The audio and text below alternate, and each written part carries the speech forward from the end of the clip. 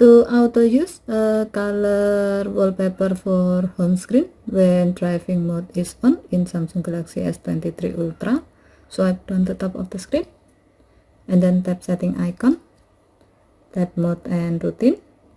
While you are in the mode screen, tap driving, scroll down the screen.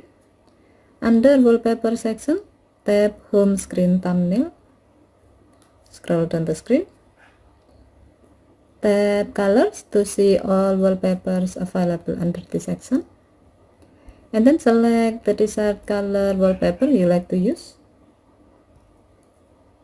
Here you can see the preview of the wallpaper. If you are okay with the result, tap done button. By doing this, the selected color wallpaper will automatically be used as your home screen wallpaper when the driving mode is active. Okay, thank you for watching. Have a nice day.